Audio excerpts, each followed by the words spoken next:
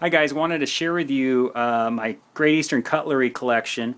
One of my favorite traditional knife manufacturer to this date. I really enjoy their knives. They came out with a number of styles, patterns, handle materials, and they're really a beautiful lot of knives. I want to quickly show you because I'm running out of light here. I've got natural light going on here, so I'm going to quickly go through these. This is a Blue Oyster from 2007. It's like I believe it's a Cuban pattern, basically a cattle knife or a Stockman with equal ends. Same knife in a Smoky Pearl. These are acrylic knives, similar to the celluloid knives, but you don't have the danger of them gassing out and ruining your knife collection and deteriorating, which is always a nice thing. This is in black micarta,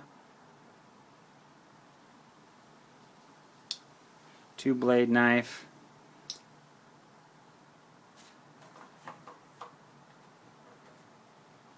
And this is the 73 pattern. Here's a Ben Hogan.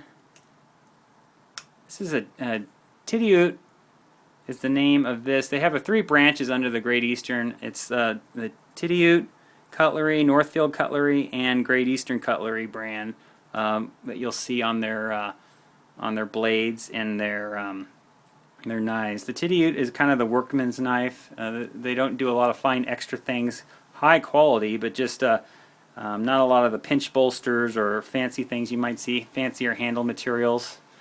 Okay, 1095 blade, carbon steel blade is what you'll find on these. They also have on the Northfield, it's kind of their premium line, and then they have their Great Eastern, which is the only line, I believe, I could be wrong, that usually carries the 440C stainless. So most of their knives are going to have the carbon steel blades except for their Northfield line, which have the 440C. So this is the Ben Hogan, nice big blade, single blade. This is kind of their little Barlow type knife, but has a Wharncliffe blade with it.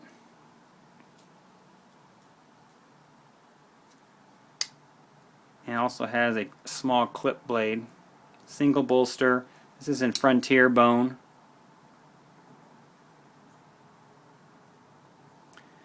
Same knife in Stag.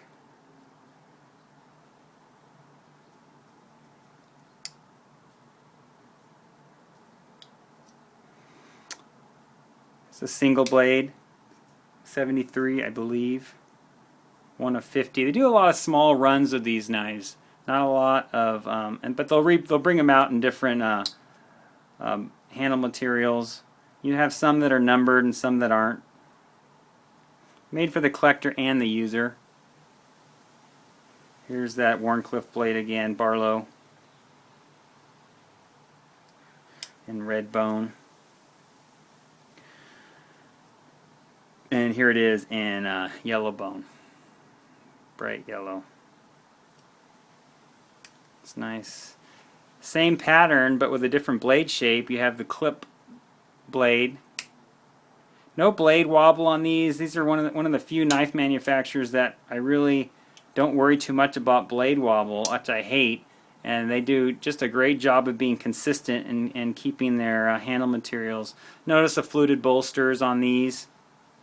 Some of the Northfield knives. Actually, I take that back. This is Titty and they has that. Oh, I don't know. It's hard to tell from my example of what would be the difference, but I know the main difference is the blade steel with the GEC line. Here's a big Cuban, and this one's in ebony. This is a nice one, a unique one. It's the Melon Whittler.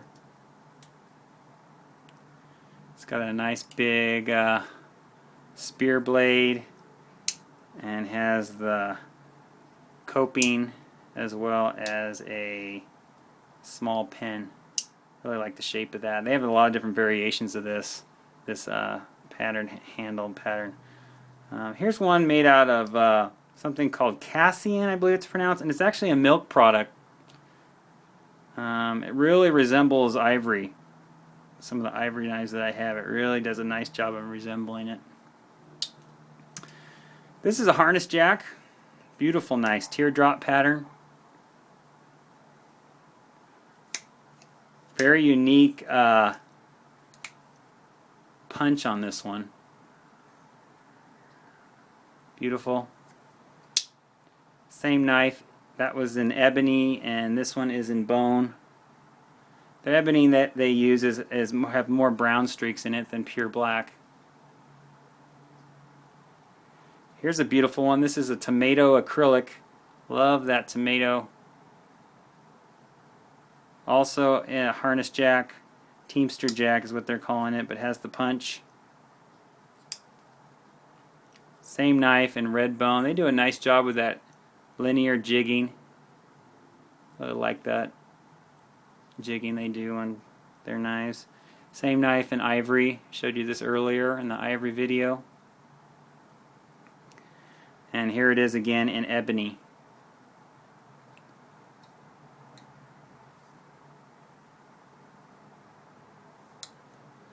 Just came out with this one. Actually, they did an early run of this. It's kind of a sod buster. They call it the bullnose. It was so popular that they came out with a second run, which I believe you can find pretty easily now. They have a glow-in-the-dark handle as well as this orange and a black. Just a great work knife. Pretty reasonably priced. With the lanyard hole. Wonderful knife. Here's one of my favorites. This is one. This is in stag. Okay, this is a moose. 2 blades. It's a great knife. Actually, I'm sorry. It's not a moose. It's a it's more of a jack, a large jack. They both blades open up on the same side. Kind of a cigar jack. Here's an easy opener. You can see that easy open pull. And it's got a screwdriver blade. And this was a Blade Forum a limited edition or a run they did for the forums. And here's another forum knife. This is AAPK, All About Pocket Knives Forum. And they made a run of these. This is with ram's horn handles. And it's a trapper. And they also did it in stag, which is beautiful. The GEC does a great job with their stag. I love stag. Stag is just a beautiful handle material. It's so rugged. It's durable, and it's just a favorite of mine. And when you get some good stag that's evenly matched, and this has some character, can't beat it. Everyone's unique. Anyway, that was a quick look at my GEC collection before the sun goes down. I wanted to get this video out. Hopefully you're able to see it. If you have any interest in wanting to see any particular knife up close or having me review a specific one, let me know. But by far, they are a little expensive, but if you want a quality slip joint knife and you want to guarantee that it's going to be an excellent quality, I would definitely look into Great Eastern Cutlery, because it's an outstanding knife company. Thanks guys, I appreciate the time. Thanks for hanging in there with me. Take care.